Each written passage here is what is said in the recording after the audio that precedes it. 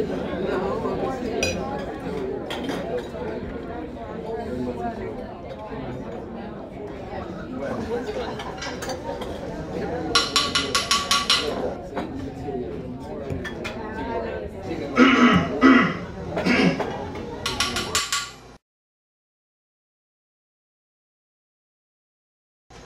evening, everyone. My name is Hank Sims. I'm a good friend of Dan and Emmy's. I wanted to offer them a wedding toast, so if you guys could just put your forks down for a minute, that'd be great. What did you guys think of that wedding ceremony? That was pretty wild, huh? Yeah, I've never seen a minister wearing a sumo wrestler costume. That was quite different. And then, of course, the accordion and harmonica wedding march added a special flavor, I thought.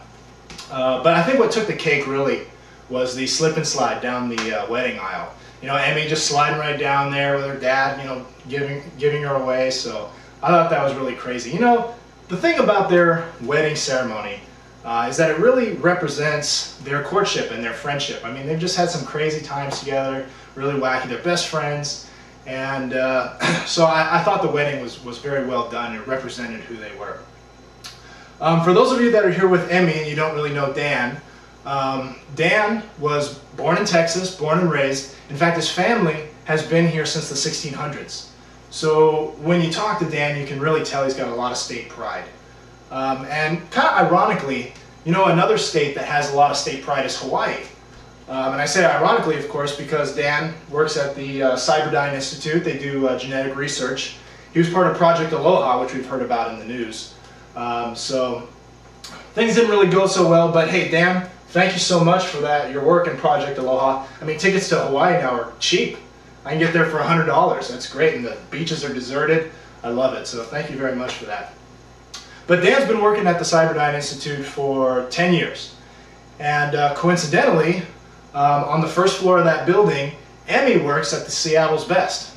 So for those of you that are here with Dan and you don't really know Emmy, like I said, Emmy's been working at Seattle's Best for about 6 years now. She loves her best friend, who's here tonight. She loves her dad and her dog. Not necessarily in that order, but you know, in all the 6 years that they've been working in the same building, can you believe that they never met? Dan never needed a coffee, never went downstairs to get a coffee. Anyone know where they met? Anyone know? Star Trek convention. Right, at the Star Trek convention in Dallas. How crazy is that? I actually went with Dan to the Star Trek convention. I was dressed as Data, and Dan, of course, as Riker. I mean, he always goes as Riker, gets the beard and the whole thing. So we went there, and we were just looking around at the exhibits, and Dan says to me, "Hey, Hank." I was like, "What?" And he says, "Check it out." And I look over there, and there is Emmy dressed as Deanna Troi. So how perfect was that? So he walks over there, and he starts talking to her, and of course they hit it off like that. They start talking, and they start laughing. And once they start laughing, it just didn't stop. So Dan, you never asked me how I got home from Dallas that night, but it's okay because you're in love, and so you're my friend, so it's cool. But it turns out that working in the same building and both loving Star Trek is not the only thing they have in common. They are also very avid LARPers. For those of you that don't know, LARPing is live-action role play, and basically you play Dungeons & Dragons for like 8 or 10 hours, sometimes more, and you dress up like your character, and it's just a blast. No, don't laugh, don't laugh. No, it's seriously, it's a lot of fun.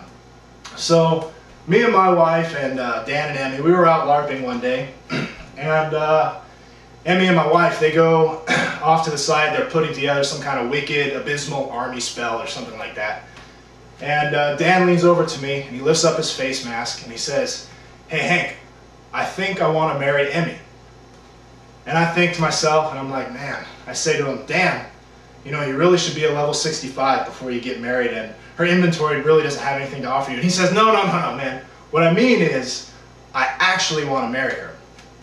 So I was kind of heavy, you know, especially since we're all, you know, dressed as goblins and everything. And I say to him, you know, Dan, if you can find somebody in this world who amplifies who you are and encourages you to be who you want to be, and that person makes you think that, you know, things are funny that you never thought were funny before, and then after all of that you discover that you love that person, I think you should really go for it.